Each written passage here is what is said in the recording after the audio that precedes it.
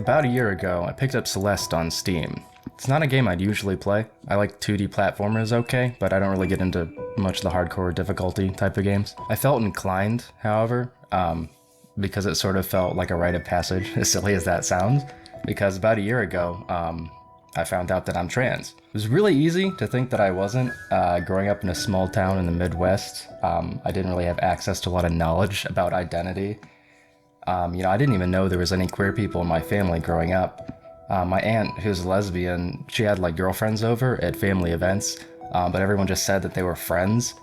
I don't think I even knew trans people existed until like 2015, and I'm nearly 30. I do think that it really helped with my experience with the game, that Maddie Thorson was still figuring out her gender identity while writing Celeste, and Madeline, the protagonist, was stated to be someone that would probably not self-identify in public, at least like before the events of the game. This was the first game that I got to play as a trans woman character.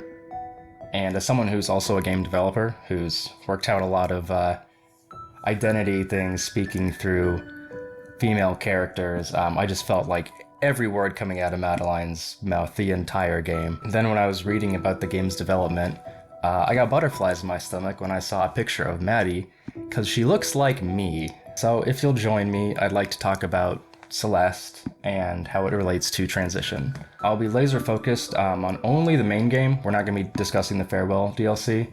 This will include spoilers for the whole main game, as well as dealing with some discussions of depression and anxiety. I'm not going to be including any kind of direct transphobia in this video. I think we've got enough of that right now. But I will be talking a bit about dysphoria and being stealth. So if you're not, in the right headspace for any of that, I'd recommend skipping this for now if you want to come back later, or not at all. With all that said, let's lace up our hiking boots.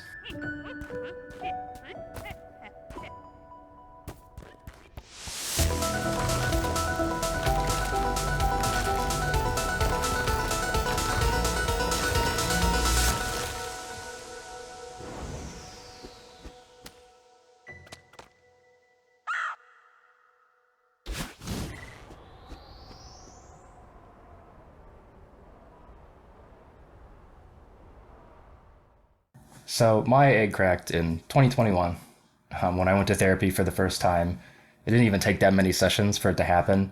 And I wasn't even going for that. I was going for anxiety and just general depression, past traumas. But the topic of identity came up, and I talked about how I'd always identified more with female activities and characters and stuff, but I was sad as I was. My therapist asked at one point, if I could be female, if I had a choice, what I'd have been. And I said I would have, without a doubt in my mind. It's not something I had to think about. So that was the break in the armor right there. The next session, he asked if I had thought about it further. And my girlfriend is here helping me film this video right now, and she'll get a kick out of this. I had in between sessions created a chart of all the pros and cons of identifying as trans feminine. He pointed out that cis people tend not to metagame their potential gender identity. After that, he asked if I had thought of any potential names, and I had a list, so.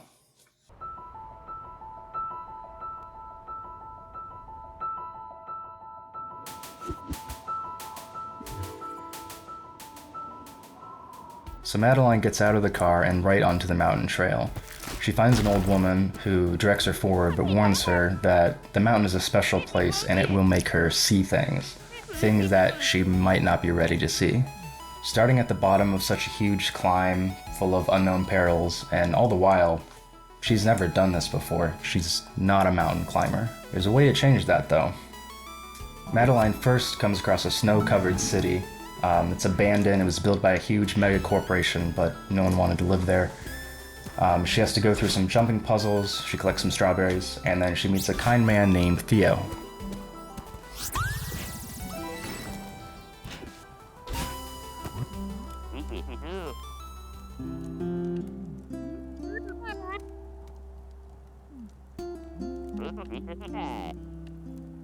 She doesn't introduce herself back to Theo at first. Notably, she does not give her first name right away.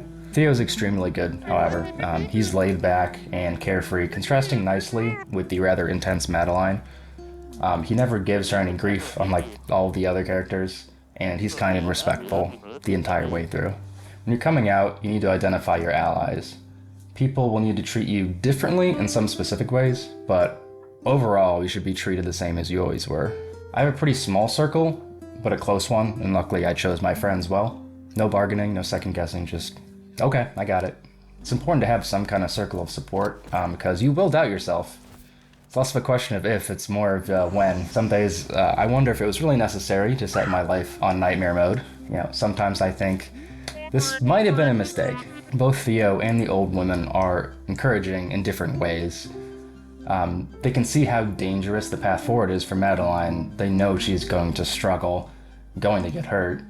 There's infrastructure, hell, there's even people who will try to stop her. Some folks perish on the climb, but I have to do this for myself. I was lucky. I was at a point in my life where I was living with folks who were accepting. My partner at the time and their sibling we also lived with helped me try out using different pronouns and trying on different clothes, learning how to apply makeup. The internet helped too, of course. I'd wanted to grow my hair out since I was a kid, but my mom didn't let me. And then through my adult life, I would just buzz my hair to save money. But before long, it started to reach my shoulders. I think it really started to hit me one day when I was in the shower. At the place with my ex, we'd gotten a little circular shower mirror. I used it to shave in the morning before work. One day I was showering and I looked over and caught a glimpse of myself in the mirror. And it's small, so I just saw my lips, my chin, my neck, and my hair.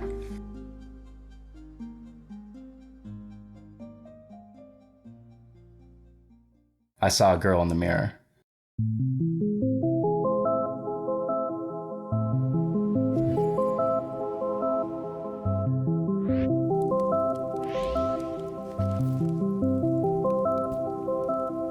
Madeline gets to the top of the abandoned city and stops to rest. She's wondering about her decision to make the climb as she falls asleep. She wakes up in a dreamlike version of her surroundings, and trekking on, she comes across the ruins of an old castle. It's older than the city that they were just in. There's blocks full of stars everywhere. You can't interact with them. There's even items within some of them, so it's very clear you're supposed to, but you're not sure to get through them. At one point she finds a room with binoculars where she can pan the screen down and see a large mirror. She makes her way down there, and when she arrives, she finds a girl in the mirror. She breaks out of it and runs.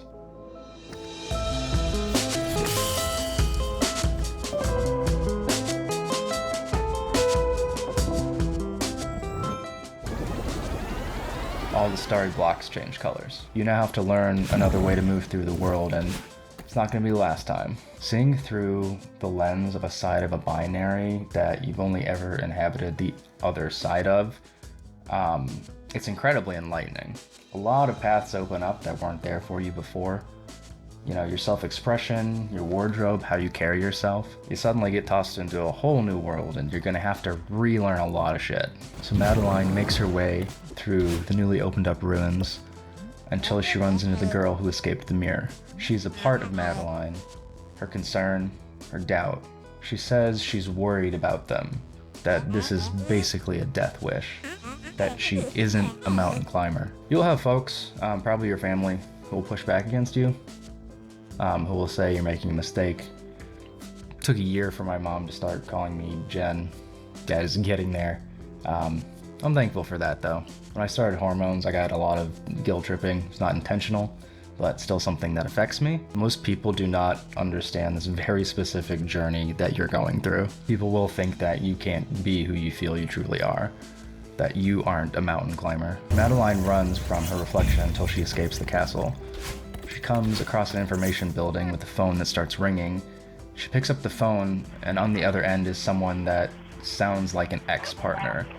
They insist, though, that she called them, and that she doesn't have to make up problems to call them.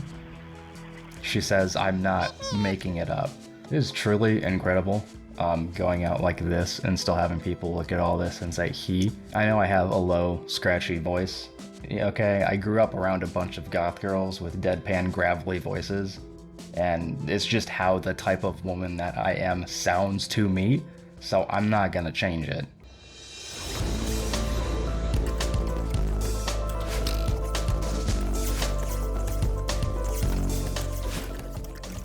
Some people will change their voice though, you know? There's so much work that trans folks put into presenting in a way that's faithful to their soul. You know, growing or removing hair, taking the correct hormones, more involved medical adjustments. It's gonna look different for literally every person, but it's always gonna be hard work. Sometimes it's going to involve pushing back yourself.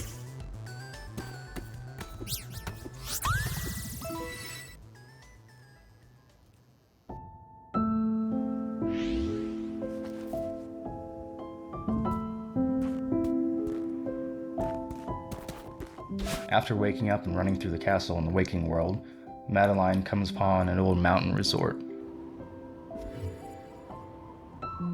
It's abandoned, but the ghost of the owner, Mr. Oshiro, appears to serve Madeline.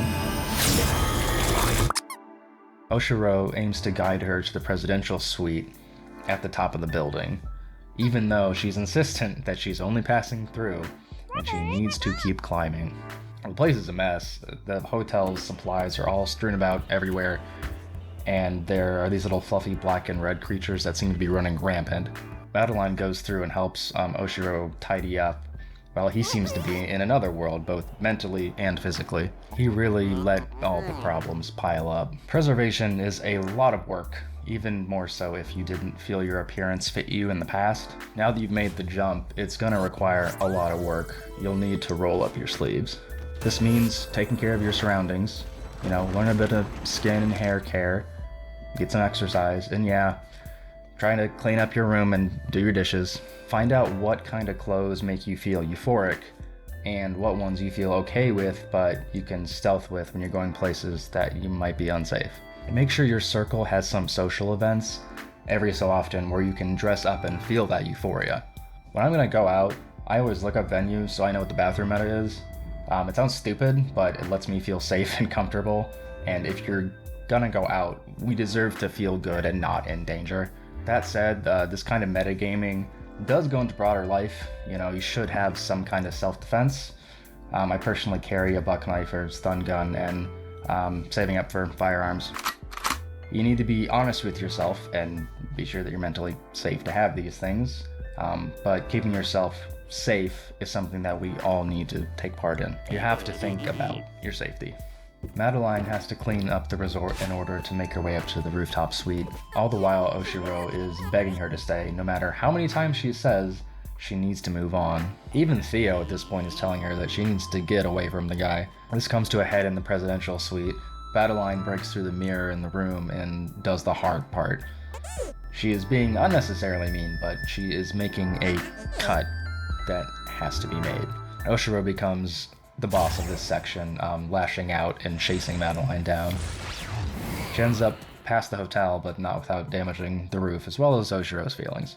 In order to do the work on yourself that you need to do, you will have to make some cuts. While it's important to take care of your friends and loved ones, and certainly the idea of cutting people out of your life can be taken too far, there is a reason that concept took hold though. Like, it's not a problem to help a friend out in a bind.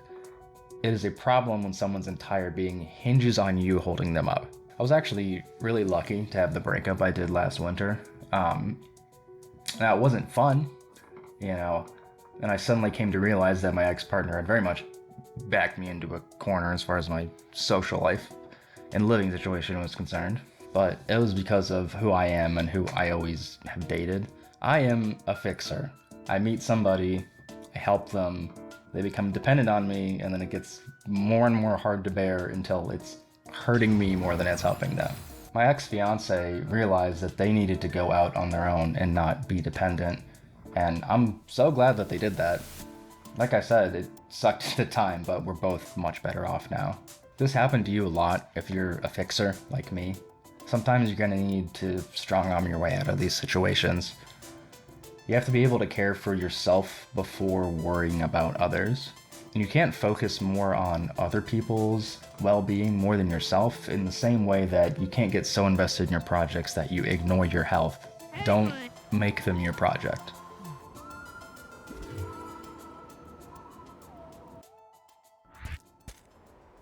The platforming keeps getting harder. More and more mechanics are added as Madeline keeps climbing. She's fighting against the wind at this point. She makes her way up the Golden Ridge until there's a vast chasm in the way. A single gondola is the only way across. Theo joins her and the two manage to turn the thing on. The ride is going fine up until...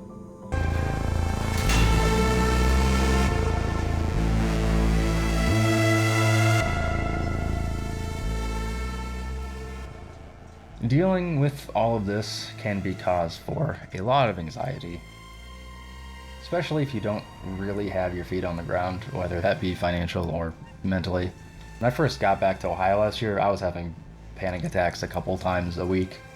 I've had them before a few years ago, and the only reason that I knew that's what was happening at the time is because my sister also gets them, and she had described them to me prior to me experiencing them myself. Luckily, the manager I had at the time, I was working from home, understood, so I was able to take a day or two off when they got really bad. But, you know, combined with having nightmares like every night, made things really hard to work on myself for a while. You know, you can't really keep climbing if you're collapsed on the kitchen floor.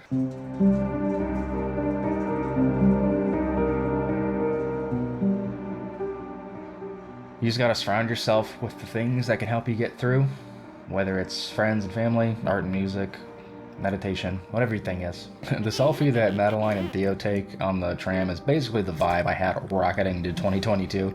But hey, I made it, and if you're watching this, so did you. Sometimes things are just gonna feel like more of a nightmare than an adventure. After the gondola, Madeline and Theo come up on an ancient temple. It seems that things get older and older the farther up the mountain you go. She loses track of Theo like instantly. She finds his phone on the ground in front of a mirror. A little farther in, she finds that he somehow got trapped in a mirror version of the temple. Once she finds a big mirror that drags her into it, she finds Madeline inside of it. Madeline thinks that this is who's causing her problems. She accuses her of putting Theo in danger. She thinks that the temple corruption is from her.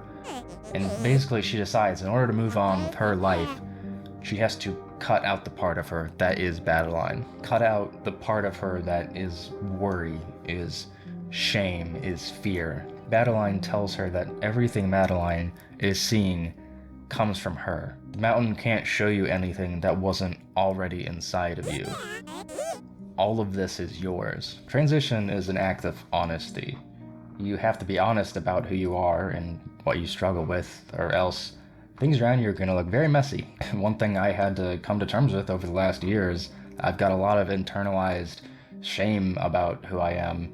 I was in denial about it since I figured I'm generally a really self-confident person, but you can't really psych yourself out of stuff like that. It's something I'm still working on today. I started a new job last month, and at the time my nails had just been done professionally. My mom had taken me to get them before I went to a friend's wedding. And I felt pretty confident the whole time at the gay wedding in a whole ass dress, but going into the first day of my new job with shiny nails, I felt like I was about to have a goddamn heart attack. Madeline finds Theo encased in a crystal and makes her way out of the temple, cracking him out at the very end. She opens up to him by the campfire, explaining what's really going on and why she's climbing.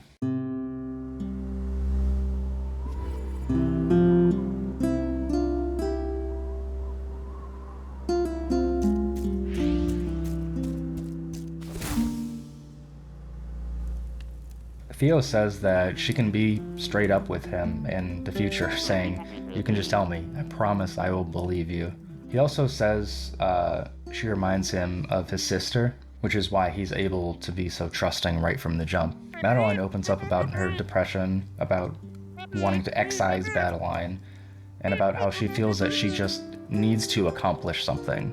Listen, as someone who most likely has ADHD, unmedicated, and a Capricorn fucking Leo ascendant, I have to do my projects.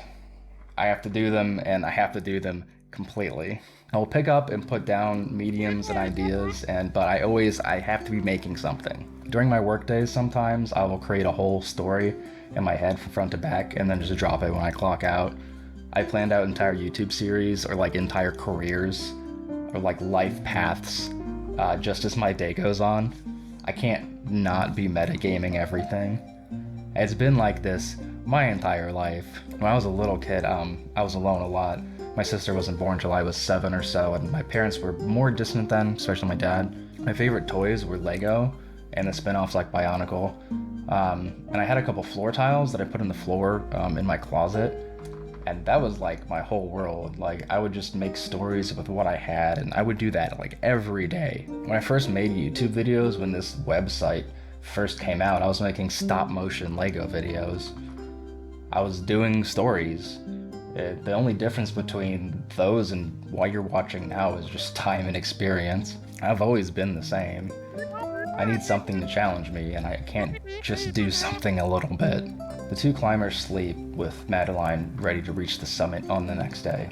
She has another dream sequence, this time confronting Madeline by the northern lights. She decides to cut her off. Madeline says no.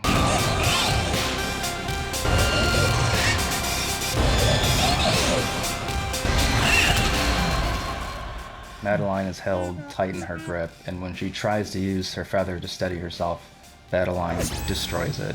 She tells her she can't climb this mountain. You want to see what it looks like when you've just started to come out of your shell with your transition and you lose your partner, your home, and all your money in 1 week?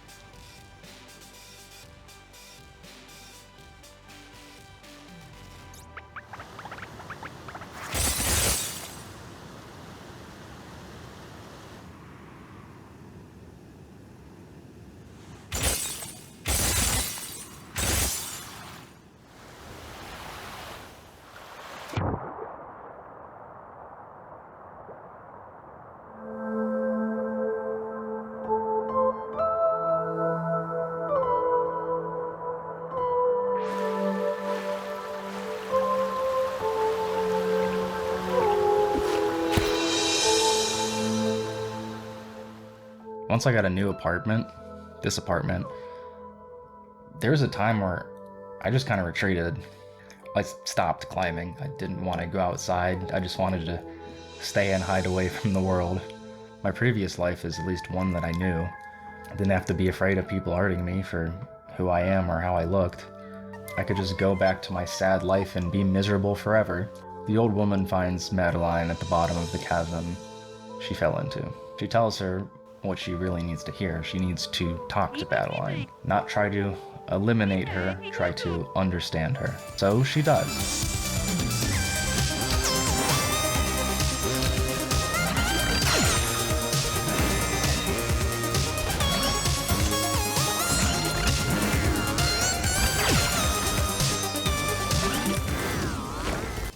Madeline relents that she will try to go away if that's what Madeline wants. Madeline tells her that's not what she wants. She wants to work together, climb the mountain helping each other. Madeline is unsure, but Madeline tells her it's okay to be scared.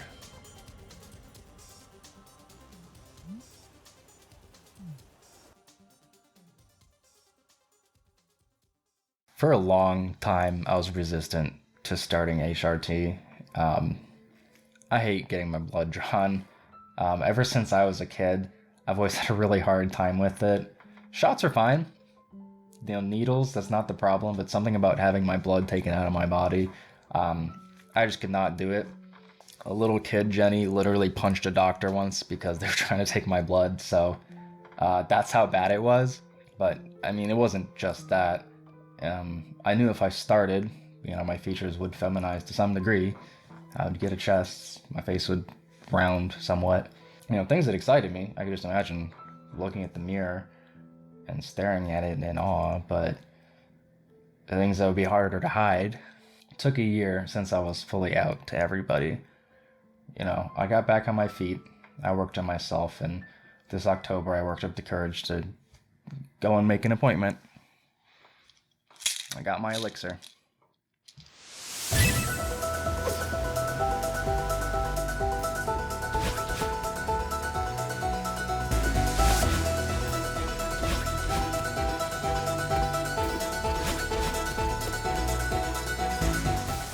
So the two girls fuse, gaining a double jump. It's insane how much more ground you can cover when you're not fighting with yourself. The cast briefly reconnects to encourage the two to at least try to reach the summit. If they don't, that's okay. But it's something that they wanted, and it's worth trying for. This mountain doesn't stand a chance. I am so in love with the person that I am. I'm proud to be trans and look good doing it. Happy to have folks look at me and say, is she...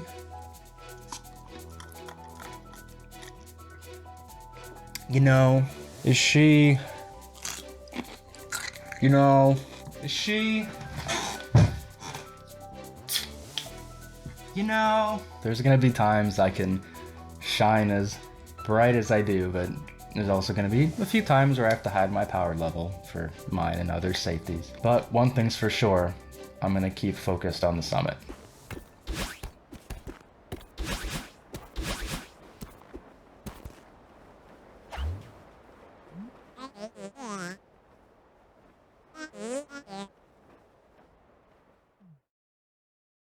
Madeline does climb Mount Celeste. She's able to find balance in her internal dichotomy. Madeline is a little nervous how things will be after the mountain, but she trusts it'll be okay. Madeline is self-awareness, while Madeline is self-respect.